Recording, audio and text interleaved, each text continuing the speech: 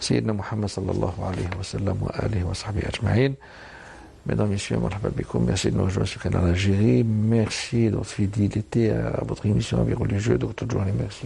Allah yassalmik, Ustad. D'être là pour répondre aux questions de nos chers téléspectateurs. Et nous consacrons cette émission pour répondre aux questions qui nous sont parvenues par email. Elles sont tellement nombreuses, ces emails, donc on doit consacrer d'un temps à un autre une émission spécialement pour répondre à ces questions. Donc, nous nous excusons auprès de nos chers téléspectateurs de ne pas ouvrir la ligne téléphonique pour le rappel de Dr. Johari. Et nous commençons, Inch'Allah, l'email toujours avis religieux, tout attaché @gmail.com, avis religieux @gmail.com. La question, Dr. Johari, la première, drôle, une personne se définissant comme alim nous expliqua que vivre en Europe est totalement haram selon un hadith. Sans nous expliquer les raisons, sommes-nous tenus de le croire, sachant que pour beaucoup, on a un minimum de 40 ans de ghorba et des petits-enfants scolarisés? Alors là. Bismillah wa salatu wa salamu ala rasulillah wa ala alihi wa sahbihi wa man wala. Chers frères et sœurs, assalamu alaikum wa rahmatullahi ta'ala wa barakatuh. La personne qui nous a envoyé cette question parle de sa situation, on va dire. C'est-à-dire une personne qui s'est émigrée partant d'un pays musulman et puis qui a bâti un foyer, qui a eu des enfants, des petits-enfants, etc., après 40 ans d'émigration. Mais qu'est-ce qu'on va dire à ceux qui sont peut-être européens de souche, des Français, des Belges, des Hollandais, des Allemands, des Suédois, etc., qui se convertissent à l'islam? Ils sont par centaines de milliers, sinon de millions aussi, de dizaines de millions. On connaît la situation de la communauté musulmane, que ce soit en Europe ou ailleurs, mais surtout en Europe. Il y a à peu près une communauté cosmopolite qui peut dépasser les 50 millions maintenant de musulmans qui sont en Europe. Peut-être que la moitié de ces 50 millions-là n'ont pas de pays d'origine. C'est-à-dire que l'Europe est leur pays d'origine. Des Allemands, des Anglais, des Bosniaques, des Bulgares, etc. Dans des pays à forte communauté non musulmane. D'accord? Ou là non musulman. Qu'est-ce qu'on va dire à cela? Est-ce qu'ils doivent changer, faire peut-être un grand voyage d'émigration vers, entre parenthèses, ce qu'on appelle les pays musulmans, politiquement parlant, économiquement parlant, géostratégiquement parlant? Est-ce que cela est recevable? Non, cela n'est plus recevable. On parle d'un hadith que le prophète sallallahu ta'ala alayhi wa sallam a dit il y a 14 siècles auparavant, lorsque Médine était, on va dire, représentait le pays musulman, le pays de la communauté musulmane qui a immigré vers Médine, et puis avec les autochtones aussi, Al-Ansar, c'est-à-dire les premiers autochtones de Médine qui se sont convertis à l'islam, et qu'il y avait une situation politique et géostratégique qui mettait cette communauté-là en état de danger, on va dire. Il y avait les tribus arabes qui voulaient conquérir même Médine. Il y avait une grande bataille qu'on avait connue sous l'appellation de la bataille d'Al-Ahzab, la bataille de tous les partis de tribus arabes. Il y avait Quraysh la tribu à la Mecque qui guettait toujours la da'wa du prophète sallallahu alayhi wa sallam. Il ne voulait pas que cette da'wa, que cette idée, que cette lettre d'avènement de la révélation se propage. Et dans ces circonstances-là, le prophète alayhi salam avait besoin de tout musulman, de tout nouveau musulman qui se convertit à l'islam pour ramener de la force, que ce soit de la force économique, que ce soit de la force militaire, que ce soit de la force, je sais pas, dans l'agriculture, etc., pour bâtir une nouvelle nation. C'est dans ces circonstances-là, dans ce contexte-là, que le prophète sallallahu ta'ala alayhi wa sallam... C'est la nation naissante. Voilà, la nation naissante qui avait besoin de tous ses enfants, on va dire, hein, pour bâtir quelque chose. C'est dans ce contexte-là. Barakallahu fiik. Alors le prophète avait besoin de tout musulman et musulmane. Et bien sûr aussi, lorsqu'il faisait en quelque sorte contraint des guerres entre lui et ces tribus-là, et s'il y avait des musulmans qui n'ont pas encore atteint Médine et qui restaient au sein de leur tribu, de leur ville, etc., le prophète alayhi salam n'avait aucune responsabilité politique par rapport à cela. C'est-à-dire, si un musulman était persécuté, qui s'est converti, et qui ne voulait pas faire l'immigration, était persécuté au sein de la Mecque, ou là à Thaqif, ou là dans une autre ville, le prophète alayhi salam a dégagé toute responsabilité politique pour protéger en quelque sorte ces adeptes-là de la religion. Ça veut dire que ce hadith-là, il faut le prendre dans le contexte politique, dans les démarches politiques que le prophète sallallahu alayhi wa sallam a fait, non pas dans la législation de la révélation reçue, du prophète de la part d'Allah subhanahu wa ta'ala. C'est-à-dire, il y a quelques actes que le prophète sallallahu alayhi wa sallam a fait par intelligence politique. Alors on doit relier ces actes-là avec le contexte politique. Et ça ne restera pas tout le temps comme ça. Et d'ailleurs, même le prophète sallallahu ta'ala alayhi wa sallam n'a pas exigé après la bataille de Fath Mecca, c'est-à-dire quand il a conquis ou l'a reconquis la Mecque, il n'a pas, c'est-à-dire à partir de ce jour-là, il n'a pas exigé à tout musulman de faire l'immigration vers Médine. Vous voyez, c'est-à-dire, cher maître, c'est-à-dire que le prophète alayhi salam, c'était la conjoncture. Réagissait par rapport à la conjoncture politique, etc., qui guide en quelque sorte ses actes. Mais même au-delà de toutes ces donnes, c'est-à-dire le musulman ailleurs ne peut pas préserver sa religion à l'époque. Voilà, ne pouvait pas préserver. Voilà, c'est vrai. C'est vrai. Persécuté. Ouais, toujours persécuté. Mais aujourd'hui, on est devant une autre conjoncture, devant une autre situation. Il y a peut-être dans quelques pays au monde une certaine liberté. Je rappelle, Dr Djouri, que vous avez donné toutes ces explications, c'est par rapport à la fausse interprétation du hadith. Voilà, c'est ça. Il faut toujours vous a obligé de parler de toutes. On parle toujours de relier le texte au contexte. Et c'est ça. C'est très très important pour comprendre.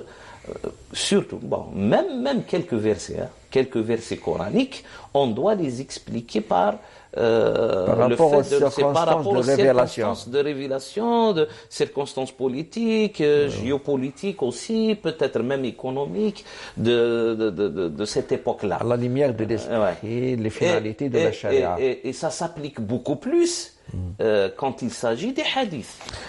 Ça s'applique beaucoup plus. Hein, Donc quand il s'agit de hadith. c'est ce qu'a dit ce définition comme alim, Allahu alam, mais c'est faux. Dire que vivre en Europe est totalement haram, Voilà, j'allais dire une chose. c'est insensé. C'est qu'il y a maintenant des pays au monde qui ne sont pas musulmans, qui ne sont pas considérés musulmans, mais où il y a la liberté de culte, on va dire, plus que les pays musulmans. Il faut voir la réalité, il ne faut pas se la cacher. Il y a beaucoup plus de liberté dans les grandes puissances, les civilisations, etc., qui essayent d'accueillir, on va Donc, dire, pour répondre, même l'immigration, plus que dans quelques pays qu'on appelle, entre parenthèses, des pays musulmans. Très bien. Il attend une réponse claire et nette. Donc, ce hadith-là ne concerne pas les circonstances dans lesquelles vous vivez actuellement. Très bien. Voilà. Une autre question, Dr Djouri. Bonjour, je vous écris car je suis marié, septembre 2018. Je suis marié religieusement et à la mairie en France. Mon mari... Je suis une femme alors. Ah oui. Oui. Mon mari a été en Algérie comme ils m'ont dit. Ils m'ont dit pour faire son visa. Ils l'ont bloqué là-bas, en Algérie. Moi, je fais des allers-retours et j'ai accouché récemment d'un petit garçon. Ouais. J'ai pris un avocat. Bon. J'ai gagné les 3 jugements. Mon mari est toujours pas là. Moi, je voulais vous demander qu'est-ce que je dois faire. Je suis maman de 4 enfants et mon fils est né à 19 ans. Je me suis marié, c'est son deuxième mariage. Je me suis marié devant Allah et je peux à chaque fois repartir en Algérie. Je voulais savoir que dois-je faire. Je regarde votre émission presque tous les dimanches et vous êtes super. Ouais. Moi, je voulais juste savoir, je suis pas seul. Il y a Allah avec moi, je lève seul mon enfant mal. Seul, c'est ça. Récemment, je suis pas bien. Merci de me dire ce que je dois faire. Bon. Elle attend des conseils. Ce que vous devez faire, voilà, ce que vous devez faire, non, c'est par des rapport procédures. À quoi? Quelle est la difficulté? Peut-être pour inscrire son mariage ou là, quelque chose comme ça. C'est déjà fait. Voilà, c'est déjà fait, mais à la mairie. Du moment que le mari est bloqué ici en Algérie parce qu'il n'a plus de il y a la charge des enfants. Il y a la charge des enfants, mais vous êtes marié, Inch'Allah, avec un acte de mariage qui est valable devant Allah et devant les hommes. Ce n'est pas son souci, Dr Djouri. Peut-être que c'est cela aussi. Pourquoi elle fait, je sais pas, elle a dit j'ai gagné les 3 jugements, etc. Peut-être c'est pour se séparer, peut-être de cette fait allusion au droit de mettre terme. Voilà, à ce mariage, à cette relation. Mais devant Allah et devant les hommes, votre situation est une situation saine. Et votre mariage est valide. Votre mariage est valide. Il y a des problèmes de procédure pour que vous puissiez vous unir sous un toit.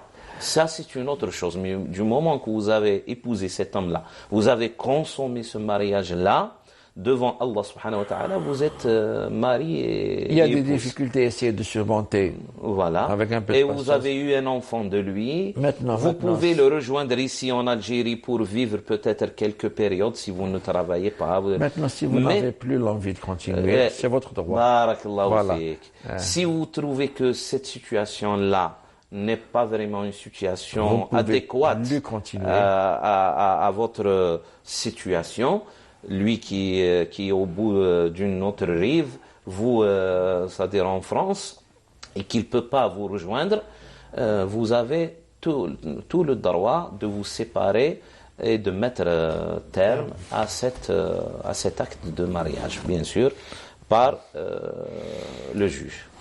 D'après ce qu'on a compris, la question.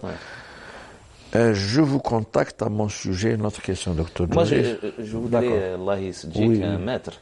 C'est-à-dire, je voudrais donner seulement un conseil. S'il vous plaît, n'essayez pas de consommer votre mariage avant que toutes les conditions seront présentes. C'est-à-dire, c'est la question qui se répète à chaque fois. Il y a peut-être un immigré ou une immigrée qui vient, on se précipite, on fait la Fatiha ici, on fait l'acte de mariage en Algérie, on consomme le mariage, etc. On tombe dans d'énormes problèmes après. Peut-être que l'autre partie, que ce soit l'épouse, n'aura pas ses papiers, n'aura pas son visa, etc. Alors, le conseil qu'on peut donner à nos frères et sœurs qui viennent de l'autre rive, patientez un petit peu, faites toutes les procédures, Inch'Allah, nécessaires. Commencez par le commencement. Pendant des mois, ou même 2 ans, 3 ans, etc., pour que cette vie conjugale soit une vie stable, déjà. Non pas, et continue. Voilà, stable et pas continue. Conséquent. Et d'ailleurs, c'est l'une des finalités du mariage. ومن آياته أن خلق لكم من أنفسكم أزواجا لتسكنوا إليها. لتسكنوا إليها, c'est-à-dire pour vous apaiser auprès d'elle. Ou là, c'est le contraire. Kiff kiff, hein. C'est réciproque. Parce que cette paix intérieure, voilà, on doit la trouver dans le mariage. Pour la continuité, il faut la stabilité. Voilà, très bien. C'est clair. Je vous contacte à mon sujet. Je suis une femme qui désire me marier. Or, mon père et mes oncles ne sont pas musulmans. Ils n'ont aucune croyance et je n'ai pas de frère. Peut-être qu'il s'agit d'une femme qui s'est convertie à l'islam. Hein? D'une jeune femme qui s'est convertie à l'islam du moment que sa famille est restée toujours sur ses anciennes croyances. Voilà. Là, on peut dire quelque chose. Lorsqu'il s'agit du mariage d'une femme qui s'est convertie à l'islam, son mariage, entre parenthèses, au moins le mariage... Nous, il n'y a pas de mariage religieux. Hein. Il y a un mariage. Non, le fait qu'elle soit une femme, donc elle n'a pas le droit de se marier qu'avec un musulman. Voilà, déjà. Et avec une femme qui n'est pas non musulmane, donc c'est un problème. Ça va poser un problème. Ça va poser un problème. Elle peut se marier et prendre sa décision entre ces deux. Elle a donné des précisions. Avoir le courage, voilà. Et voilà. Elle a donné des précisions, s'il vous plaît, docteur musulman de ma famille. J'ai quand même essayé d'en parler à mon père et celui-ci s'est énervé furieusement. Il a quand même rencontré mon futur époux, mais mon père a menacé mon futur époux. Malgré tout, nous voulons encore nous marier, lui et moi, car nous nous aimons et le meilleur pour nous préserver serait de nous marier. Oui. Mon futur époux, Inch'Allah, est un homme pieux, qui a une famille pieuse également, et il a une situation financière stable. Ma question est la suivante. Oui. Avec ma situation, qui peut être mon représentant pour mon mariage? Ça donne la tranche pour le mariage. Reste les détails. Les détails. Qui est mon représentant pour mon mariage?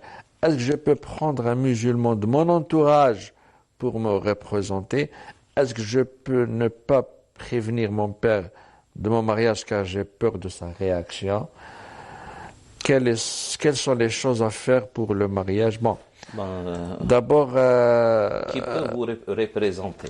Du moment que son père est contre... Bon, par rapport à quelques avis de jurisconsulte d'une certaine école juridique musulmane, les Hanafites, ça c'est une alternative. Hein. La femme mûre, adulte, qui a toutes ses facultés mentales, qui a une situation sociale, économique, etc. Entre parenthèses. Elle a une autonomie. Elle a une certaine autonomie, n'a pas besoin de tuteur déjà. Elle peut se marier. Pour l'école Hanafite. Pour l'école Hanafite. Pour les autres écoles, elle doit prendre quelqu'un, du moment qu'elle n'a pas dans son entourage, c'est-à-dire ses ascendants, sa famille, des musulmans, là, elle peut prendre l'imam de la mosquée comme tuteur, elle peut prendre quelqu'un de sage dans la communauté musulmane qui peut la présenter. C'est-à-dire, elle va lui donner une certaine procuration pour la représenter. C'est très difficile. Oui, c'est très difficile. C'est une femme qui se convertit à l'islam, donc elle n'a plus le droit de se marier qu'avec musulmans. Oui. Et sa famille qui n'est pas musulman, qui ne sont pas musulmans, ses parents, qui refusent tout musulman, c'est vraiment, elle n'a pas le choix, sauf aller dans et moi, c'est-à-dire, alhamdoulilah, il y a cette facilité. Non, khilaf rahma. Khilaf rahma déjà. Pourquoi mais il y a autre chose aussi. Dans ces quelques pays qui connaissent les droits de l'homme et reconnaissent les droits de l'homme, etc., même vous pouvez utiliser la loi pour vous protéger. Même s'il y a peut-être quelques contraintes, quelques menaces parfois, etc., vous êtes assez adulte pour prendre votre situation entre vos mains et demander la protection de l'État, des instances, etc. Et poursuivre cette lutte, Inch'Allah, qui est une lutte noble pour fondre un foyer musulman, une petite famille musulmane, etc., même que vos parents ne sont pas d'accord avec vous. Protégez-vous par les lois françaises et continuez voilà, votre cheminement envers Allah subhanahu wa ta'ala, car le mariage est indispensable pour chaque musulman et chaque musulmane. Je peux prendre un musulman de mon entourage pour ça et vous avez répondu. C'est répondu. Je peux ne pas prévenir mon père de mon mariage, car j'ai peur de sa réaction. Prévenir, moi je penche vers l'avis de le prévenir. Non. Le mettre au courant, voilà. C'est à elle d'estimer. Voilà, peut-être, oui. C'est à elle d'estimer. Voilà, très bien. Si oui. qu'il va provoquer un problème. Voilà, peut-être, oui, peut-être. Voilà. Il faut estimer. Il faut estimer, mais sinon, c'est-à-dire se marier à l'insu de vos parents ou là avec une autre situation qui sont au courant ou là, n'affecte pas votre acte de mariage qui sera inchallah valable. Quelles sont les choses à faire pour le mariage là? C'est les choses à faire. Vous allez aller à la mairie ou là pour déjà le mariage civil. Et puis pour avoir de la baraka, on va dire, piliers, avoir de la baraka dans votre mariage, on fait une cérémonie, soi-disant, une cérémonie religieuse, la présence d'un imam qui va vérifier l'existence des 4 piliers de l'acte du mariage. 2 témoins. Voilà, qui sont le consentement mutuel, le tuteur que vous allez prendre, voilà, comme tuteur, la dot que votre mari va vous présenter comme signe de protection dans tout ce qui est de la subsistance, voilà, et puis c'est un cadeau aussi d'amour de la part de votre mari et les témoins qui seront musulmans. Hein. Quand on parle de témoins, pour ceux qui se marient à la mairie ou là, il faut prendre 2 témoins musulmans. Très bien. Voilà. Pour avoir la conscience tranquille, parce qu'Allah subhanahu wa ta'ala nous dit wa ashhidu dhawi adlin minkum, c'est-à-dire que les 2 témoins de droiture seront parmi bien sûr les musulmans. Voilà. C'est ça la procédure. Oui, c'est clair. Une autre question, Dr Johri. Je reviens vers vous afin de vous poser une question sur l'aumône. En effet, je donne souvent à la mosquée. L'aumône ou l'aumône zakat ou la sadaqa? L'aumône tout court. Tout court, d'accord. En effet, je donne souvent à la mosquée le vendredi ou au secours islamique. Par exemple, il m'arrive de donner également à des mendiants à la sortie de la mosquée et dans la rue. Ce sont des personnes issues d'autres communautés, pas musulmanes. Est-ce valable? Bon, s'il s'agit de l'aumône en général, bien sûr que ça sera valable. Très bien. Ça sera valable. C'est pas zakat, l'aumône légale. C'est pas l'aumône légal obligatoire, hein, d'accord. Oui. S'il s'agit d'autres sadaqat, d'autres aumônes, de la charité, la charité en général, de la bienfaisance, bien sûr, même si vous donnez quelque chose qu'on mange, même à un animal, ça sera récompensé par Allah subhanahu wa ta'ala. C'est une charité. Hein? C'est une charité. Alors là, s'il s'agit d'un être humain, oui, toute aide donnée à quiconque qui est dans la nécessité, qui est dans le besoin, sera récompensé par Allah subhanahu wa ta'ala. Même, chouf subhanallah, le Coran est allé un peu plus loin. Même quand on donne de la charité, voilà, pour manger qui fait ce mot, l'asir. Le prisonnier. Un prisonnier. C'est-à-dire qui faisait de la guerre contre nous. Il nous combattait. Et puis qui est tombé dans le l'asr, voilà. Dans notre prison. Je rappelle. يطعمون الطعام على حبه مسكينا ويتيما وأسيرا. C'est plus loin que. Je rappelle, pour aller à la transition, Dr. Jouhri, حديث الخلق عيال الله وأحبكم إلى الله أنفعكم لخلقه ولعياله. لخلقه ما قالش المسلمون عيال الله, قال الخلق. Toutes les créatures humaines et honorées et tout fils d'Adam est honoré. Donc on fait la bienfaisance vers toute l'humanité. C'est notre religion, Dr. Jouhri. Oui, nous allons vers une toute petite transition.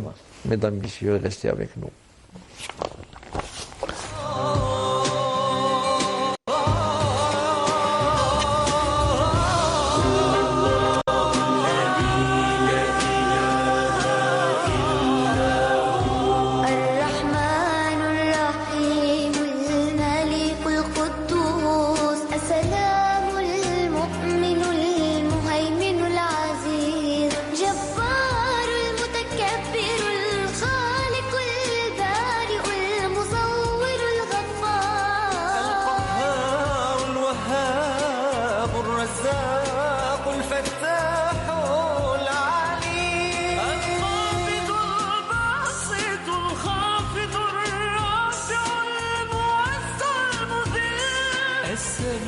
البصير الحكم العدل اللطيف الخبير الحليم العظيم الغفور الشكور العلي الكبير الحفيظ المغيث الحسيب الجليل الكريم الرقيب المجيب الواسع الحكيم الودود المجيد الباعث الشهيد الحق الوكيل القوي المتين الولي الحميد المحصي المبدئ المعين المحيي المميت الحي القيوم الواجد الماجد الواحد الصمد القادر المقتدر المقدم المؤخر الأول الآخر الظاهر الباطن الوالي المتعال البر التواب المنتقم العفو الرؤوف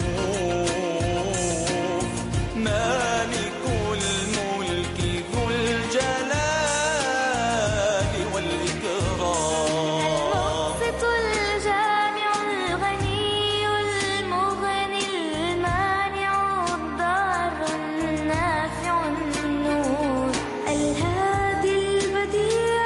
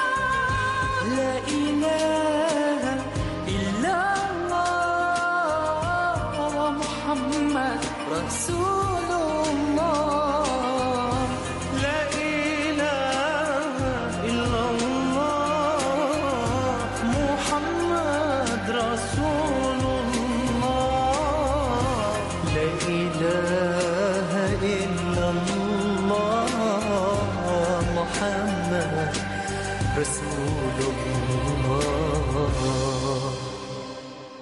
La ilaha illallah Sayyiduna Muhammad Rasulullah sallallahu alayhi wa sallam. Marhaban vous, Dr Johri, nous revenons à nos questions. S'il vous plaît, après votre permission, cher maître, on n'a pas fini avec la question de notre frère ou notre sœur. S'il s'agit de l'aumône obligatoire, là, elle ne sera pas valable parce que on est invité à chercher cette destination-là qui sera... L'aumône obligatoire, c'est la zakat. La zakat, c'est l'aumône obligatoire. L'aumône légal. Voilà, l'aumône légal. Là, il faut la mettre dans les 8, parmi les 8 bénéficiaires. إنما الصدقات للفقراء والمساكين والعاملين عليها والمؤلفة قلوبهم وفي Ne pas الرقاب. donner ni à la mosquée ni à la... Voilà, il ne faut pas donner à la mosquée. Bon, si vous jugez que cette association Secours islamique. le secours islamique donne les aides pour les nécessiteux, vraiment pour les nécessiteux, peut-être que ça sera valable. Mais sinon, mettez votre zakat là où vous aurez la conscience tranquille qu'elle figure parmi les destinataires Très bien, de la zakat. Voilà. Bonjour, une question. Je suis une femme diabétique, alors je ne fais pas le ramadan. Je veux savoir la somme qu'il faut la sortir en euros parce que j'habite en France. Voilà. Conformément à ce qu'Allah subhanahu wa ta'ala nous dit, dans ces cas-là d'incapacité de jeûner, وَعَلَى الَّذِينَ يُطِيقُونَهُ فِدْيَةُ طَعَامِ مَسَاكِينَ, c'est-à-dire l'équivalent d'un repas pour un nécessiteux. Ce qui a été choisi par la grande mosquée de Paris, qu'un repas équilibré, on va dire, riche, où il y a un petit peu peut-être même de viande, qui peut nourrir un nécessiteux jusqu'à ce qu'il se rassasie, on va dire, c'est l'équivalent de 3,50 €. Ça a été choisi par la grande mosquée de Paris il y a une année ou deux. Voilà, c'était auparavant 2,5 €. Maintenant, c'est 3,5 €. Et si vous rajoutez en plus, c'est-à-dire sur les 3,50 € pour chaque volontairement, bien sûr, man tatawwa'a khayran fahuwa khayrun lahu. Mais pour chaque journée. Ne donnez pas moins de 3,50 € pour chaque journée que vous n'avez pas jeûné ou là que vous n'allez pas jeûner. Très bien. Bonjour, je voulais savoir, s'il vous plaît, j'étais en train de jeûner le jour de Arafat, de l'Aïd al-Kbir, qui est recommandé, bien sûr. Oui. Mais mon mari m'a approché, s'il vous plaît, qu'est-ce que je dois faire? Bon, bien sûr que le jeûne n'est plus valable, mais il n'y a aucune chose comme obligation qui est engendrée par cet acte-là. Du moment que le jeûne du jour de Arafat n'est pas obligatoire. Mais l'école... C'est-à-dire, on n'applique pas. L'école malikite On recommande le remboursement. J'allais le dire. Ah, d'accord. La tubtilu a'malakum. J'allais le dire, mais vous n'êtes pas demandé à faire une expiation ou là quelque chose parce que l'expiation est réservée au mois de Ramadan. Même s'il s'agit peut-être d'un remboursement d'une journée de Ramadan et vous tombez peut-être dans ce que vous avez insinué, etc., vous allez seulement rembourser la journée. Il n'y a plus de sacralité. Le Hurmat Ramadan, elle est liée au temps du mois de Ramadan. Au mois. Voilà. Shahr Ramadan, الذي أنزل فيه القرآن. C'est donner de l'importance et de la sacralité à ce mois parce que le Coran a été révélé pendant ce mois-là. Alors, il est recommandé de rembourser cette journée-là de Arafat avec l'intention de d'être apaisé par ce remboursement-là, Inch'Allah, avoir la conscience tranquille, mais il n'y aura pas d'expiation, Inch'Allah. Donc elle rembourse. Le rembourse, journée c'est seulement. recommandé, hein, c'est pas Et c'est obligatoire. recommandé. Aussi. Voilà, c'est recommandé. C'est pas obligatoire puisque non, mais non. Dr. Touhri, Oui. Maliki a une précision. Il faut que le siyam soit à Arafat n'est pas obligatoire. Mais lorsque je commence, il devient obligatoire. Donc tu dois Allah يقول ربي عز وجل قال في القرآن ولا تبطلوا أعمالكم. Donc il n'est pas obligé. Mais dès qu'on commence à tsiyam, je suis obligé. ولا تعلق ثاني النذر. Il y a aussi peut-être un cas où il y a une promesse d'adoration par le biais de jeûner une journée ou la si mon fils aura son bac, donc je vais... etc. C'est ce qu'on appelle le nadr. C'est-à-dire faire une promesse à Allah subhanahu wa ta'ala de faire un acte d'adoration. Tel qu'il soit. Cet acte d'adoration, la siyam, sadaqa, hajj, umrah, etc. Voilà. On doit honorer sa promesse. Ça deviendra obligatoire. Et dans ce moment-là, s'il y a transgression, on doit rembourser. Et pas d'expiation. Il faut toujours avoir cette règle. L'expiation est liée directement au la transgression des jours de Ramadan. La sacralité du mois de Ramadan. Bon, une question, je ne comprends pas bien l'arabe. Est-ce que vous pouvez m'expliquer clairement en français quoi faire pour m'en repentir? Elle explique: j'ai commis un péché étant jeune. J'ai avorté suite à une grossesse hors mariage suite à la fornication. J'avais plus peur à l'époque de la réaction de mes parents. Elle avait plus peur, voilà. Elle avait plus peur, Elle avait plus peur à l'époque de la réaction de mes parents plutôt que la sentence que j'aurais d'Allah. Que dois-je faire? Merci par avance pour vos conseils. Peut-être que la jeunesse a influé aussi, c'est-à-dire en étant jeune, on ne comprend pas les choses telle qu'elle doit être comprise, etc. Vous êtes tombé dans ce péché-là et vous avez bien sûr avorté par peur. Qu'est-ce que je vais vous dire, moi? C'est-à-dire, c'est un double péché, déjà. Le péché d'avoir forniqué. Vous avez besoin aussi de vous repentir, de demander pardon. Et se repentir d'un péché, c'est d'abord avoir des remords.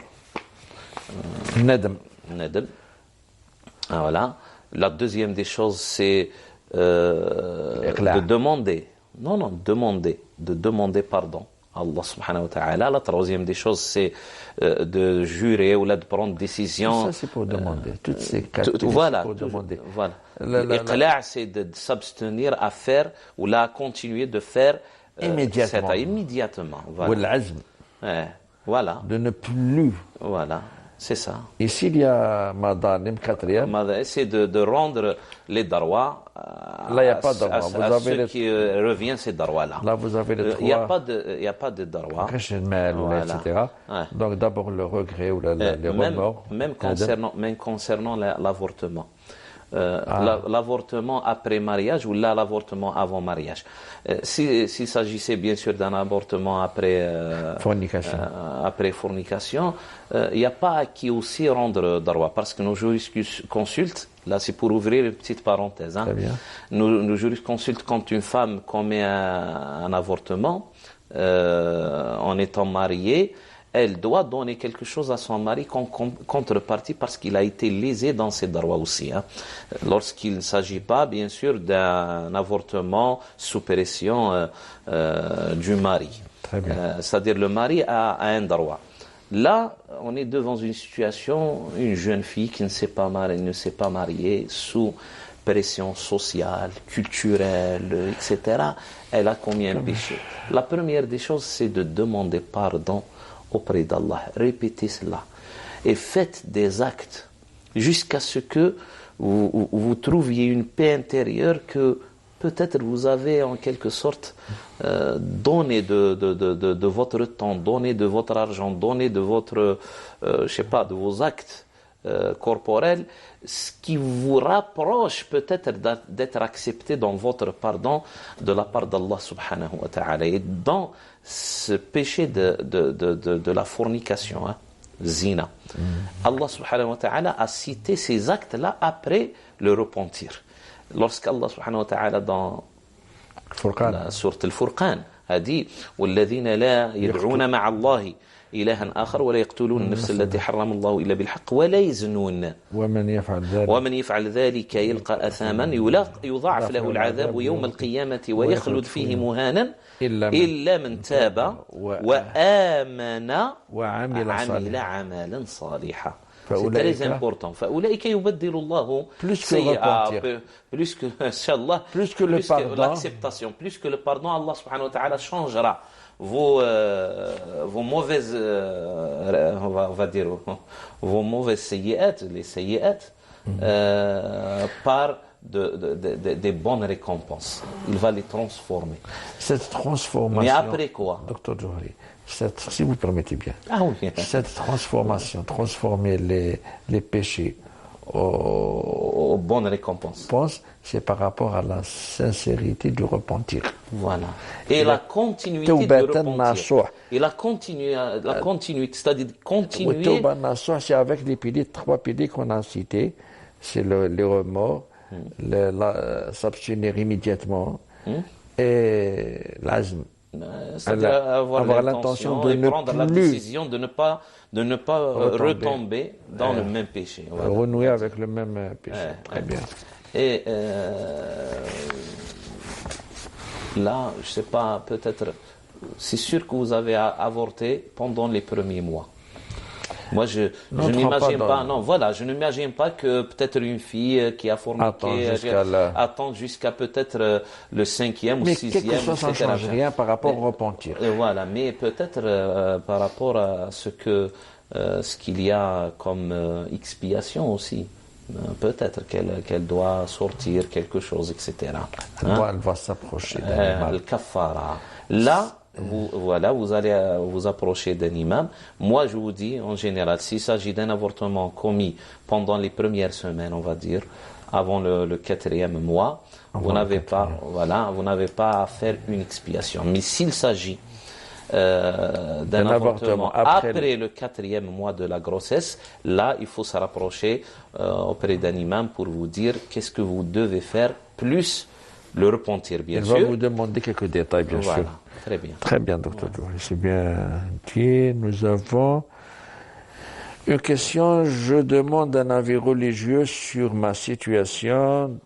Je suis divorcé depuis 2015. Je souhaite me remarier avec un non-musulman. Si mon futur mari récite la shahada le jour de la Fatiha, rendrait-il mon mariage halal? Quelque chose. C'est pas une procédure de forme. C'est-à-dire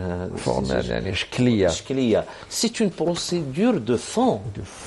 C'est-à-dire, est-ce que vraiment cet homme-là s'est converti à l'islam? Il est convaincu. Est-ce qu'il est convaincu? Est-ce qu'il a l'intention de continuer sa vie et d'observer et d'honorer toutes les, on va dire, les grandes... le minimum, les obligations de l'islam, etc.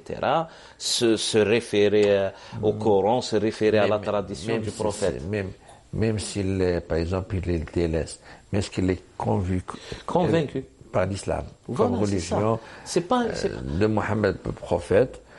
Maintenant, s'il délaisse quelques obligations... Après, il n'y a pas de souci. Mais quand même, quand il prononce la shahada, il doit la prononcer avec conviction, qu'il a changé le mode de vie, qu'il a embrassé la foi musulmane. Qu'il croit vraiment à la prophétie de Mohammed sallallahu alayhi wa sallam. On doit chercher le fond de la question. Si c'était formel, je sais pas, chacun peut Maintenant, si elle est- légitimer n'importe quoi par le fait de dire Ashhadu an la ilaha illallah, Ashhadu anna Muhammadan Rasulullah sans être convaincu. Maintenant, si elle n'est pas formelle, même s'il la prononce le jour même de Fatiha, معليش. Oui, ça sera valable, mais il faut que ça soit avant. Ah bon, La bien Fatiha. sûr, bien sûr, bien Il sûr. faut que ça soit avant. Avant, Pour valider l'acte de mariage. Bien sûr. D'accord. Et il ne faut C'est- pas que ça soit après. Voilà. Sinon, il faut refaire après, bien sûr, la Fatiha. Mais moi, j'insiste, cher maître, sur le fait que la shahada soit une question de fond, de foi. Ce n'est pas formel.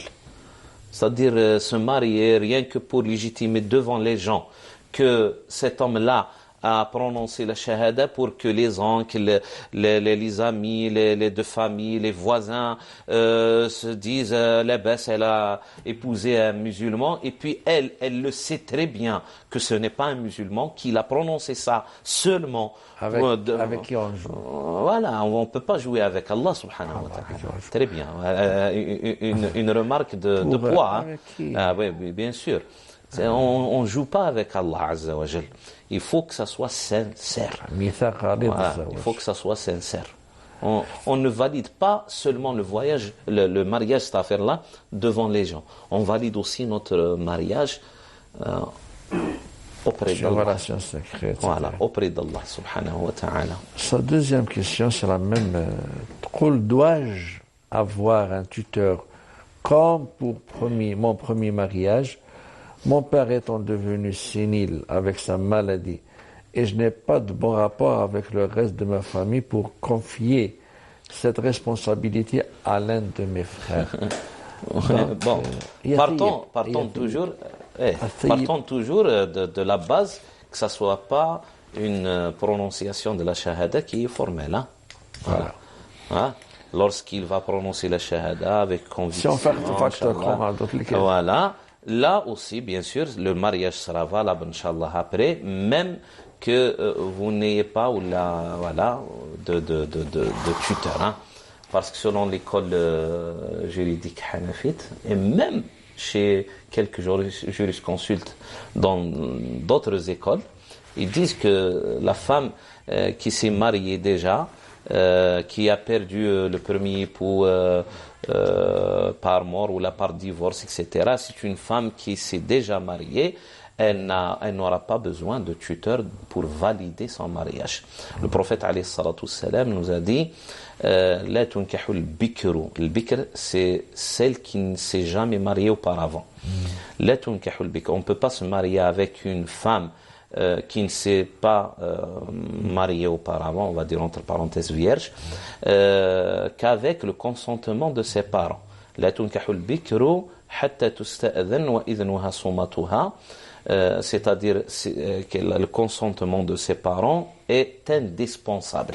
L'accord de son père, de son tuteur est indispensable avec son consentement à elle aussi, bien sûr. Hein.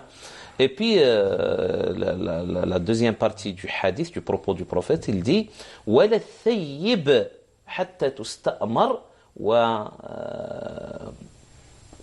وَهِيَ أَحَقُّ بِنَفْسِهَا مِنْ وَلِيِّهَا » Vous voyez? C'est-à-dire, la femme qui s'est déjà mariée pour son deuxième, troisième, quatrième, etc., mariage, elle doit donner, bien sûr, son avis, son consentement. On ne peut pas l'obliger à se marier. Mais le prophète a rajouté, une chose, il dit, elle a tout le droit de se marier, même pas avec le consentement de son tuteur. S'il y a, bien sûr, s'il n'y a pas litige, ça sera mieux avec un tuteur, etc. Parce que c'est un événement de joie, de toute la famille, etc. On doit le partager avec sa famille. Mais s'il y a litige, ça va l'honorer. Mais s'il y a litige, il y a problème, etc. Une femme qui s'est déjà mariée, elle peut prendre sa décision, aller se marier avec des témoins, bien sûr, légaliser ce mariage-là dans l'état civil, même avec un imam, etc. Mais elle n'est pas dans l'obligation de ramener un tuteur. Dans ce contexte. Voilà, oui. والله تعالى أعلى وأعلم. Docteur Djouri, merci beaucoup Allah يبارك pour فيك cher votre maître. éclairage, pour vos réponses. Allah يبارك. On est toujours à l'aise avec vous cher maître. Très bien, marhaba bik. Mesdames, Messieurs, merci de nous avoir prêté votre attention, de nous avoir suivis. D'ici la semaine prochaine, دمتم في رعاية الله وحفظه. والسلام عليكم ورحمة الله وبركاته. وعليكم السلام.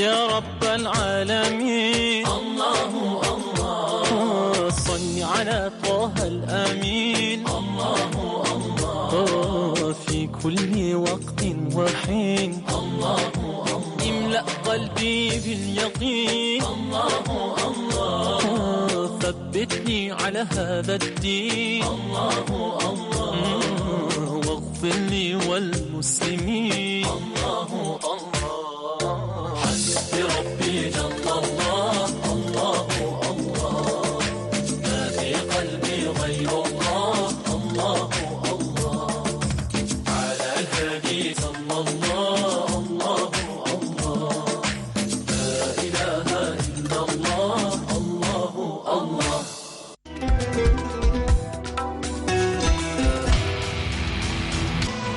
Bonsoir à tous, merci de vous joindre à nous sur Canal Algérie pour votre émission médicale. Ce soir, nous allons nous centrer sur un véritable problème de santé publique.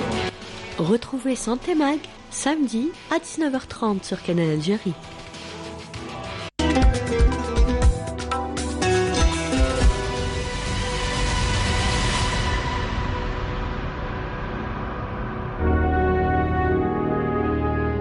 مهمتي مبعث فخري وكل اعتزازي، فهي حياة لوطني وأمن وسكينة لكل أبناء وطني.